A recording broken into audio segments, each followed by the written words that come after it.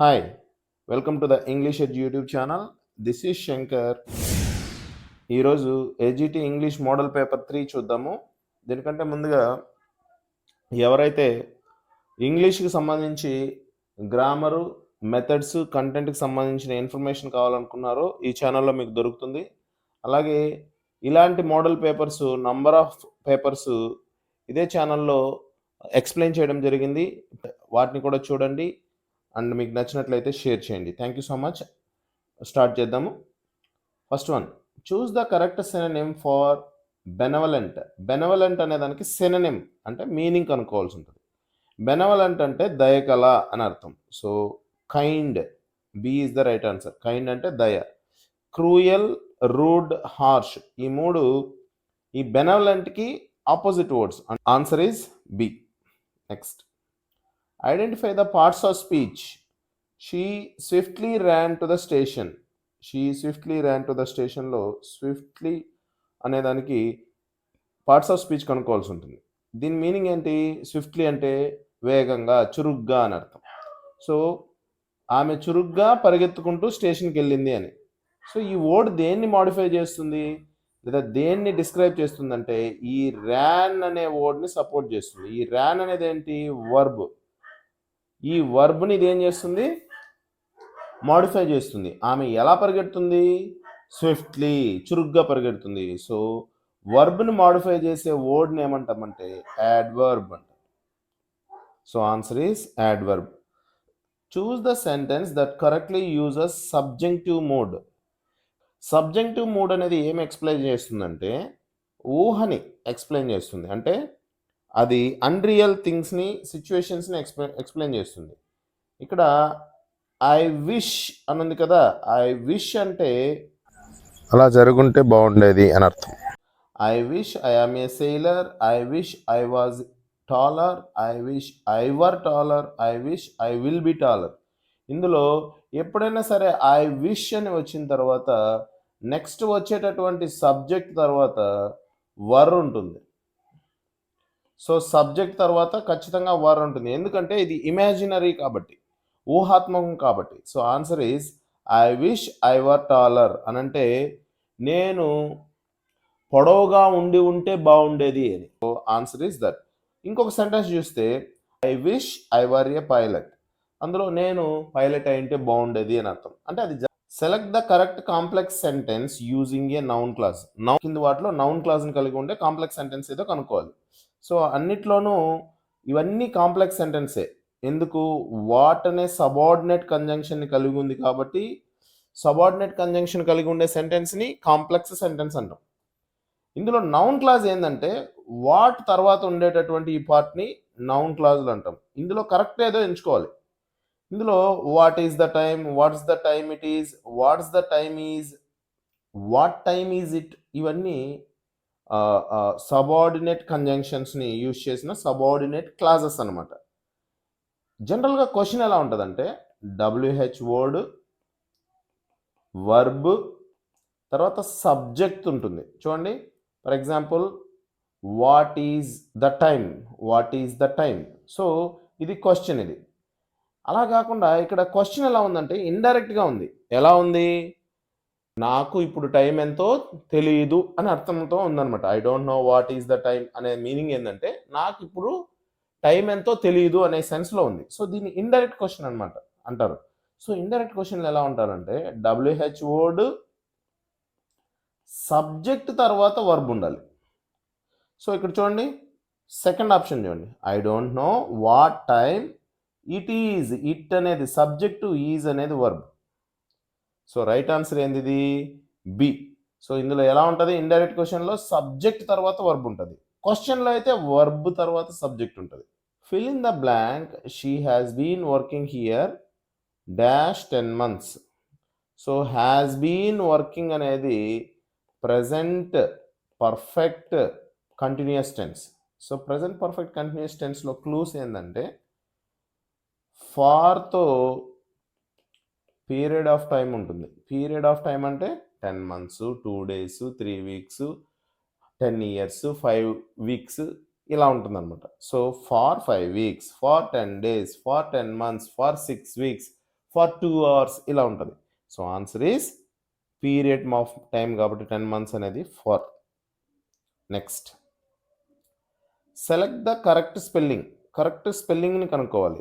అకామిడేషన్కి B is the correct answer. ఇందులో CCM ఉంటుంది. Accommodation అంటే వసతి సౌకర్యం కల్పించడం లేదా వసతి సౌకర్యం అని మీనింగ్ అనమాట. So answer is B. ACCOMMODATION. Next choose the correct phrasal verb. She dash the invitation. ఇక్కడ దీనికి సెట్ అయ్యేటటువంటి ఫ్రేజల్ వర్బ్ని యూజ్ చేయవలసి ఉంటుంది. టర్న్డ్ అప్, అరైవ్ అని. నెక్స్ట్ టర్న్డ్ ఇన్ అంటే సబ్మిట్ అని. టర్న్డ్ డౌన్ అంటే రిజెక్ట్ అని. టర్న్డ్ ఆఫ్ అంటే స్విచ్ ఆఫ్ అని. సో టర్న్డ్ అప్ అంటే అరైవ్, రావడం అని అర్థం లేదా చేరుకోవడం అని. టర్న్డ్ ఇన్ అంటే సబ్మిట్ అంటే ఏదైనా ఒక దాన్ని సమర్పించడం అని, ఇచ్చేయడం అని. నెక్స్ట్ రిజెక్ట్ అని అంటే టర్న్ డౌన్ అంటే రిజెక్ట్ అంటే తిరస్కరించడం. టర్న్డ్ ఆఫ్ అంటే స్విచ్ ఆఫ్ చేయడం. సో ఇందులో ఏది సెట్ అవుతుంది అంటే షీ డాష్ ద ఇన్విటేషన్ అంటే ఆమె ఇన్విటేషన్ని రిజెక్ట్ చేసింది. Identify correct passive form. They are cleaning the room. ఇందులో బాగా చూసినట్లయితే ఆర్ క్లీనింగ్ అని ఉంది. ఆర్ క్లీనింగ్ అనేది ప్రెజెంట్ కంటిన్యూస్ టెన్స్కి ప్యాసివ్ ఫామ్ ఏంటంటే ఈజ్ కానీ ఆర్ కానీ ఉండి బీయింగ్ ప్లస్ V3 ఉంటుంది. సో సబ్జెక్ట్ అయితే ద రూమ్. ప్యాసివ్ వాయిస్లో ఆబ్జెక్ట్ సబ్జెక్ట్ అవుతుంది. ద రూమ్ అనేది ఆబ్జెక్ట్ కాబట్టి ఇది సబ్జెక్ట్ అయితే ద రూమ్ అనేది సింగులర్ కాబట్టి ఈజ్ రావడం జరుగుతుంది. The room is being cleaned. So answer ఏది? So B is the right answer. Passive వాయిస్లో ఎప్పుడు కానీ టెన్స్ మారదు. సో టెన్స్ మారేది ఎక్కడంటే రిపోర్టెడ్ స్పీచ్, డైరెక్ట్ ఇండైరెక్ట్ స్పీచ్లోనే మారుతుంది. Next identify sentence with correct use of కండిషనల్స్ని ఇఫ్ క్లాజ్ని లేదా ఇఫ్ కండిషన్ని సక్రమంగా యూజ్ చేసినటువంటి సెంటెన్స్ని కనుక్కోవాలి. చూడండి, ఇఫ్ కండిషను 3 కండిషన్స్ ఉన్నాయి మెయిన్గా. ఇఫ్లో V1 కానీ లేదా V2 కానీ లేదా హ్యాడ్ ప్లస్ V3 కానీ ఉంటుంది. గుర్తుపెట్టుకోండి, ఇఫ్ కండిషన్లో. సో V1 కానీ V2 కానీ హ్యాడ్ ప్లస్ V3 కానీ ఉండడం జరుగుతుంది. ఫస్ట్ చూడండి, if he will come. So ఎక్కడ ఈ కండిషన్ లేదు. ఇఫ్ హీ కమ్స్ V1 ఉంది, ఇది V1 ప్లస్ ఎస్, రెండు ఒకటే. సో V1 ప్లస్ ఎస్ ఉన్నప్పుడు ఇక్కడ వుడ్ టాక్ ఉండకూడదు, విల్ టాక్ ఉండాలి. సో ఇది wrong. Next if he had come ఉన్న తర్వాత ఇక్కడ వుడ్ టాక్ ఉండకూడదు, వుడ్ హ్యావ్ టాక్డ్ ఉండాలి. సో ఇది కూడా రాంగ్. ఇక్కడ చూడండి, if he had come, had plus V3 ఉంది కదా, I would have talked to him. So ఇది correct. So had plus V3 ఉన్నప్పుడు వుడ్ హ్యావ్ ప్లస్ V3 ఉండాలి. వుడ్ హ్యావ్ ఉంది, ఇక్కడ V3 ఉంది, కాబట్టి right answer D. Identify the correct indirect స్పీచ్ని మార్చవలసి ఉంటుంది. He said dash I will help you. ఇందులో మార్చవలసింది ఏంటంటే ఈ విల్ని వుడ్ చేస్తే సరిపోతుంది. అలాగే ఈ ప్రొనౌన్స్ని రిలేటెడ్ ప్రొనౌన్స్తో మార్చవలసి ఉంటుంది.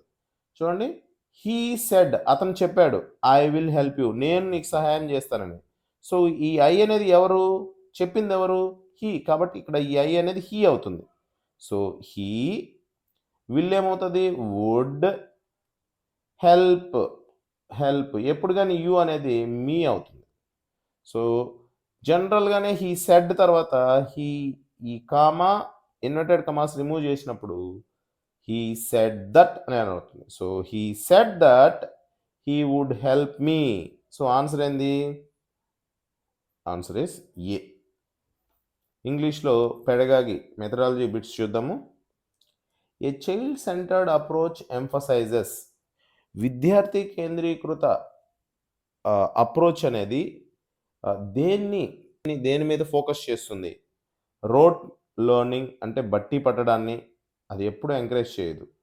ఎందుకంటే బట్టి పట్టడం అనేది చైల్డ్ సెంటర్డ్ కాదు, అది కష్టమైనది. టీచర్స్ అథారిటీ, టీచరు ఎక్కువ అధికారం చెలాయించేలాగా ఉంటుంది కాదు. యాక్టివ్ పార్టిసిపేషన్ ఆఫ్ స్టూడెంట్స్ చాలా చురుగ్గా అన్ని యాక్టివిటీస్లోనూ పార్టిసిపేట్ చేసేలాగా ఉంటుంది. ఇది right answer. Punishment for discipline, punishments ఇవ్వమని క్రమశిక్షణ లేనట్లయితే పనిష్మెంట్ ఇవ్వమని చెప్తుంది. సో రైట్ ఆన్సర్ డి కూడా wrong. Right answer C. Next, the best method to teach vocabulary is. Vocabulary అంటే synonyms, antonyms, one word substitution ఇలాంటివి టీచ్ చేయడానికి బెస్ట్ మెథడ్ ఏది? మెమరైజేషన్, అన్నిటిని గుర్తుపెట్టుకోవడం. రాంగ్. ఎందుకంటే గుర్తుపెట్టుకోవడం అనేది చాలా కష్టమైన విషయం. ట్రాన్స్లేషన్ అంటే మదర్ టంగ్లోకి మీనింగ్స్ని మార్చి చెప్పడం, అది కూడా అంత గొప్పది కాదు. యూజింగ్ వర్డ్స్ ఇన్ కాంటెక్స్ట్, వర్డ్స్ని సందర్భానుసారంగా ఉపయోగించడం. సో ఉపయోగించడం ద్వారా ఏమవుతాయంటే ఉపయోగించగా అవి మనకు ఆటోమేటిక్గా మన వొకాబులరీ బ్యాంక్లో స్టోర్ అయిపోతాయి. అంటే మనం గుర్తుంచుకునేస్తాము. వాటిని యూజ్ చేయడము తెలుస్తుంది, వాటి మీనింగ్ తెలుస్తుంది, ఏ కాంటెక్స్ట్లో యూజ్ చేస్తున్నా కూడా తెలుస్తుంది. So right answer is C. Copying from dictionary నుంచి కాపీ చేయడం, ఇది కూడా wrong. Next, a good English textbook should include. ఒక మంచి ఇంగ్లీష్ టెక్స్ట్ బుక్లో ఏమి ఉండాలి? ఓన్లీ గ్రామర్ రూల్స్ ఉండాలి. రాంగ్. గ్రామర్ రూల్సే ఉంటే ఎలాగా? మిగిలినవన్నీ లిటరరీ ఐటమ్స్ అన్ని నేర్చుకోవాలి కదా. స్టోరీస్ అండ్ పోయమ్స్ మాత్రమే ఉండాలి, కుదరదు. గ్రామర్ కూడా నేర్చుకోవాలి కదా. Next, exercise for listening, speaking, reading and writing. LSRWకి సంబంధించి లిజనింగ్, స్పీకింగ్, రీడింగ్, రైటింగ్ సంబంధించి అన్ని యాక్టివిటీస్, అన్ని ఎక్సర్సైజెస్ ఉండాలి. ఇది మోస్ట్ అప్రోప్రియేట్ ఆన్సర్, సరైన ఆన్సర్. ఓన్లీ ట్రాన్స్లేషన్ ప్రాక్టీస్ అంటే ఇంగ్లీష్ నుంచి మదర్ టంగ్కి మార్చి రాసేలాగా ఉండాలి, ఇది కూడా wrong. So right answer C. Next, which skill is considered a productive skill. కింది వాటిలో ప్రొడక్టివ్ స్కిల్ ఏంటి? ప్రొడక్టివ్ స్కిల్స్ అని వేటిని అంటామంటే ఇంగ్లీష్లో లేదా లాంగ్వేజ్లో మనం ప్రొడ్యూస్ చేయడం, ఏదైనా ప్రొడ్యూస్ చేయడం దేంట్లో చేస్తామంటే స్పీకింగ్, రైటింగ్. ఎందుకు? ఇందులో సెంటెన్సెస్ కానీ వొకాబులరీ కానీ మనము డెలివర్ చేస్తాం, ప్రొడ్యూస్ చేస్తాం. ప్రొడక్ట్ అంటే ఏంటి? ఇవ్వడం, తయారు చేయడం. మనం తయారు చేస్తాం. ఒక మాట్లాడుతున్నామంటే సెంటెన్సెస్ మనమే ప్రిపేర్ చేసుకున్నట్టు కదా. రాస్తున్నామంటే మనం ఓన్గా మనం ప్రొడ్యూస్ చేస్తున్నట్టు కదా. వీటిని ప్రొడక్టివ్ స్కిల్స్ అంటాం. వేరాస్ రిమైనింగ్ 2 ఉన్నాయి కదా, రీడింగ్, లిజనింగ్, రీడింగ్ని రిసెప్టివ్ స్కిల్స్ అంటాం. అంటే జ్ఞానాన్ని మనం గ్రహిస్తాం వాటి ద్వారా, వినడం ద్వారా, చదవడం ద్వారా నాలెడ్జ్ని గ్రహించడానికి ఉపయోగపడతాయి. కాబట్టి వాటిని రిసెప్టివ్ స్కిల్స్ అంటాము. ఇందులో రైటింగ్ అనేది productive skill. Next, remedial teaching is used when. Remedial టీచింగ్ని ఎప్పుడు యూజ్ చేస్తాము? రెమిడియల్ టీచింగ్ అంటే ఏంటి? చాలా సింపుల్. ఎవరైతే లర్నింగ్లో డిఫికల్టీస్ ఎదుర్కొంటున్నారో లేదా లర్నింగ్ ప్రాసెస్లో అచీవ్ చేయలేకపోతున్నారో వాళ్ళకి ఆ డిఫికల్టీస్ని అధిగమించడానికి మనం ఇచ్చేటటువంటి యాక్టివిటీనే రెమిడియల్ టీచింగ్ అంటాం. So students have learning difficulties, విద్యార్థులకి నేర్చుకోవడంలో ఇబ్బంది ఎదురైనప్పుడు రెమిడియల్ టీచింగ్ ఇస్తాం. C is the right answer. What is the function of pre reading activity? Pre reading activity అంటే లెసన్ స్టార్ట్ కావడానికంటే ముందు రీడింగ్ యాక్టివిటీ చేయడాన్ని ప్రీ రీడింగ్ యాక్టివిటీ అంటారు. సో అది ఎందుకు యూజ్ అవుతుంది అని అంటే to engage prior knowledge and interest. అంటే ఆ లెసన్కి సంబంధించి పూర్వ భావనలు, అంటే ముందుగా ఉన్నటువంటి నాలెడ్జ్ని, అలాగే ఆ లెసన్ పట్ల ఇంట్రెస్ట్ని క్రియేట్ చేయడానికి ఈ ప్రీ రీడింగ్ యాక్టివిటీ అనేది యూజ్ అవుతుంది. బేసికలీ ప్రీ రీడింగ్ యాక్టివిటీ అనేది పిక్చర్ రీడింగ్ కానీ లేదా స్టోరీ కానీ, షార్ట్ స్టోరీ కానీ ఇలాంటివి ఉంటాయి అన్నమాట. Which of the following is a formative assessment? కింది వాటిలో ఫార్మేటివ్ అసెస్మెంట్ ఏంటి? ఫార్మేటివ్ అసెస్మెంట్ అంటే ఏంటి? లర్నింగ్లో ఎటువంటి డిఫికల్టీస్ ఎదుర్కొంటున్నారు లేదా లర్నింగ్ ఎంత బాగా జరిగింది అని తెలుసుకోవడానికి యూజ్ చేసేదే ఫార్మేటివ్ అసెస్మెంట్. ఇది ఎప్పుడు జరుగుతుంది? టీచింగ్ లెర్నింగ్ ప్రాసెస్లో జరుగుతూ ఉంటుంది బేసికలీ. యాన్యువల్ ఎగ్జామ్ అనేది ఇయర్ ఎండింగ్లో పెట్టేది. దీన్ని సమ్మేటివ్ ఎగ్జామ్ అంటాం. సో ఇది రైట్ ఆన్సర్ కాదు. సమ్మేటివ్ ఎగ్జామ్స్ ఎందుకు యూజ్ చేస్తాము? రిజల్ట్స్ కనుక్కోవడానికి, పాస్ ఆఫ్ ఫెయిల్ కనుక్కోవడానికి, ప్రమోట్ చేయడానికి వీటికి యూజ్ చేస్తాం. Mid term exams summative exams కిందకి వస్తాయి. Unit test after each topic. ప్రతి టాపిక్ అయిపోయిన తర్వాత యూనిట్ టెస్ట్లు పెడతారు కదా. సో ఆ టాపిక్ తర్వాత యూనిట్ టెస్ట్ పెట్టడం వల్ల ఆ టాపిక్లో విద్యార్థి ఎక్కడ వెనకబడ్డాడో తెలుస్తుంది.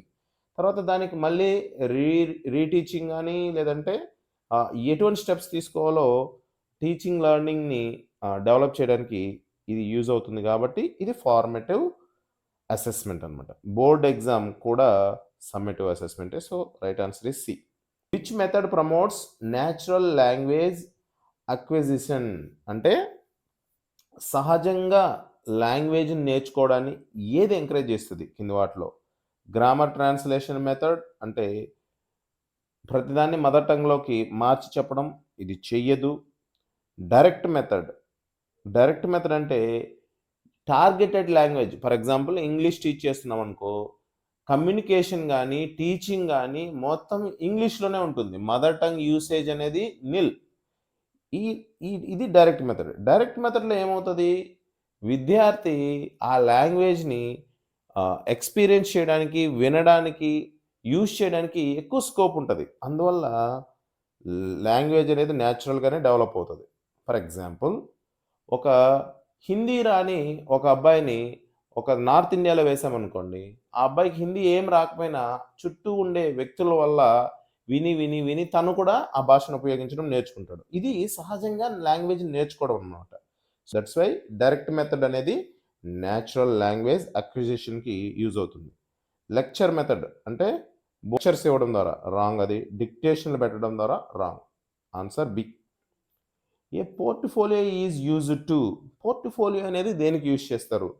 పోర్ట్ఫోలియో అంటే ఏంటంటే ఒక పిల్లవాడి యొక్క పర్ఫార్మెన్స్ని ఫస్ట్ నుంచి లాస్ట్ వరకు, ఆ ఇయర్లో ఫస్ట్ నుంచి లాస్ట్ వరకు తను రాసినటువంటి ప్రశ్నపత్రాలు కావచ్చు, ప్రాజెక్ట్ వర్క్లు కావచ్చు, తన అచీవ్మెంట్స్ కావచ్చు, అందులో స్టోర్ చేయడం జరుగుతుంది.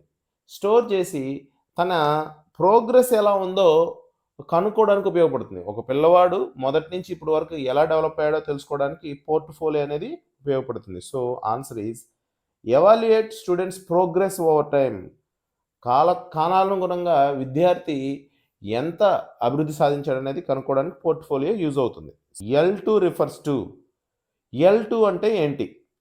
L1 అంటే ఫస్ట్ లాంగ్వేజ్, అంటే మదర్ టంగ్.